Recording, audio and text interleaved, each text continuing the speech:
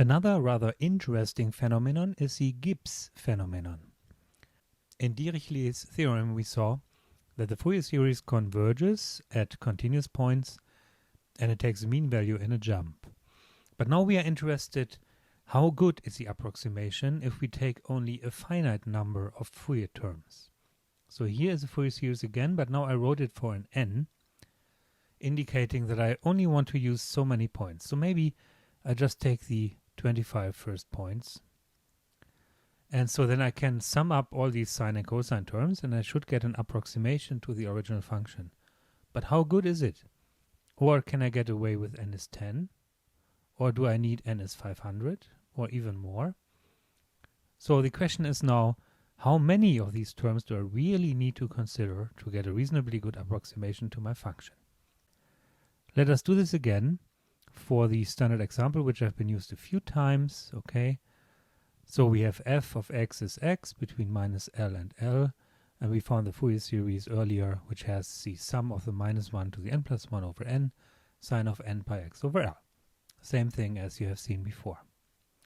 But now on the next page, I'm going to show you a few graphs for increasing order of terms. So I show you just the first term in the sum. The first term would only be one sine function. And then I show you the two terms, the first two terms S2, and then the first three terms, and so on. Here I show you the first 25 terms, and then the first 500 terms. I could go further, but maybe I don't need to. So let's see what happens on the next page. Here on the left you see the original function. So this is the function f of x equals x on the interval from minus L to L. So here we have chosen L to be 2 pi. And then we also know on the jumps we will end up right in the middle, right? This is something we know already. But now let's look at the approximations from the Fourier series. So the term S1 would be this one. So the thick black line, it looks like a sine wave. It's a beautiful sine wave, okay? And it kind of has a rhythm already of the function, but it's certainly not a good approximation. Then this guy here would be S2 if we take the first two terms of the sum. And then, yeah, okay, it gets a little bit steeper in the middle. And then here we have S3, which maybe is in some sense a bit closer to the function, but not really, right? It's not really a good approximation. Let's look at the higher order ones. So this one would be the S25, and this would be the using 500 terms in the series.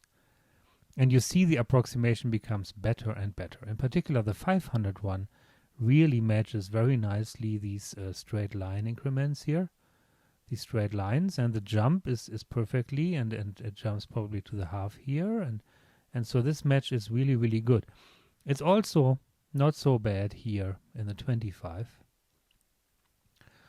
So where the function is continuous, the approximation does rather well. But at the jumps you get overshoots, right? So here you get these oscillations, here you get these oscillations.